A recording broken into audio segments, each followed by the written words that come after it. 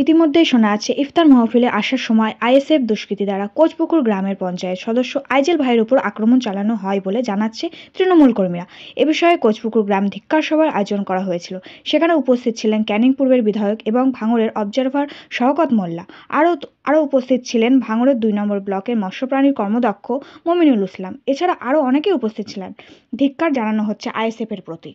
আগে আপনার ইফতার মাহফিলে যাবার পথে আইএসএফ থেকে একেবারে কিছুদিন আগে যোগদান করেছেন আপনাদের দলে, তাকে কিভাবে মারলো, কে বা কারা মারলো যেতে একটু বলেন। পায়ের তোলা জমি দিনের পর দিন সরে যাচ্ছে।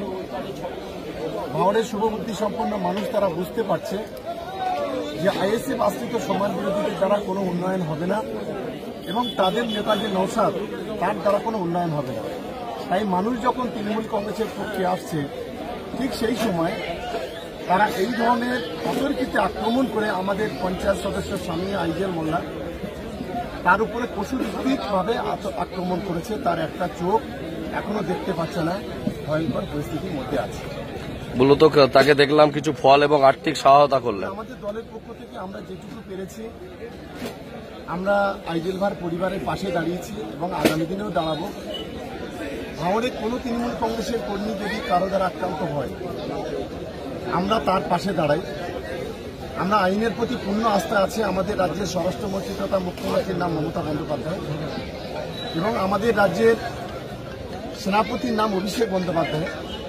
স্বাভাবিক কারণে যে ওরা যতই অত্যাচার করুক না কেন, মমতা বন্দ্যোপাধ্যায় অভিষেক বন্দ্যোপাধ্যায়ের নেতৃত্বে যে লড়াই ভাঙড়ে চলছে, সেই লড়াইয়ে আগামী দিনের শেষ হাসিটা হাসবে তৃণমূল কংগ্রেস।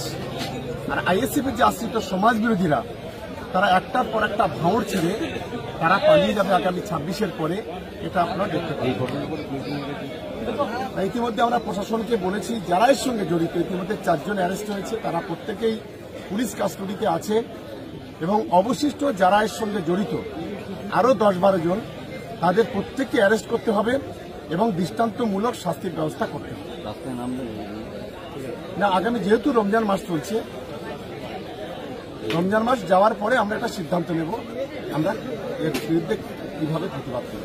আইএসএফ এর জেলা পরিষদ সদস্য রাইনুর হক বলছেন যে এই বিষয় তৃণমূলের সঙ্গে কোনো বিষয়ে জড়িত নয়, তাদের দলের লোকই তাকে মেরেছে তার কাজকর্ম দেখে। সব রামসাগরে আমরা কোনো গুরুত্ব দিই না।